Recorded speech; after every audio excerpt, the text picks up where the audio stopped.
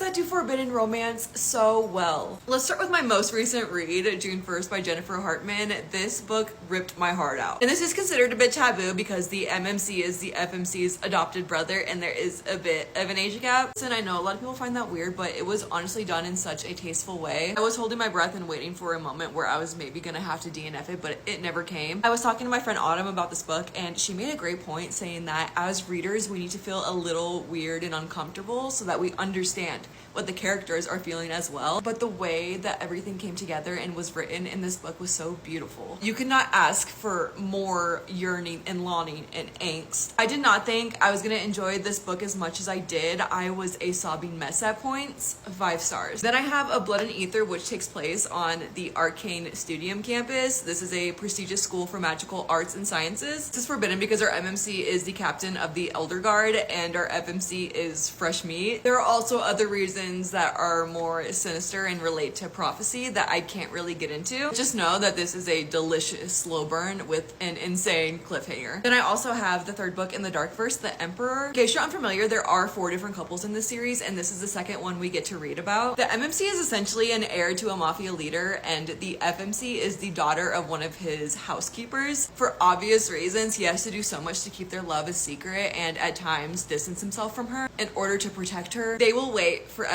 for each other though if they have to. Longing they have for each other, especially when they are absent from each other's lives, is dreamlike. Then I have to talk about both books in the Otatian Chronicles because they both have forbidden romance just in different ways. In The Lies of Lena, this one is more related to their lifestyles and upbringing. In this kingdom, they are divided into different rings that represent their social status. The FMC lives in the outer ring, aka the more poor population, and our MMC lives in a wealthier ring, which ultimately gives us a forbidden romance. The second book, The Sins of Silas, is for a whole different reason that has to deal with morals. I can't really get into it without spoiling it, but it goes crazy. And I have Echo Fort, which is the second book in the Sins of the Zodiac series, and oh my gosh. Let me just start by saying what's happening here because there is a lot of world building, but the main gist of it is that there are these different elements that are involved in what they call the Endless War. All of the elements end up at a school called Neverkeep where they have a temporary peace treaty. I can't give much more about this, but just know it's a enemies to lovers romantasy, so you can probably guess what the forbidden romance is. And honorable mention because I am reading the audiobook for Nocticadia, trying to hold off as much as possible so that this is closer to spooky season, but I'm having such a fun time. This is Professor Student, so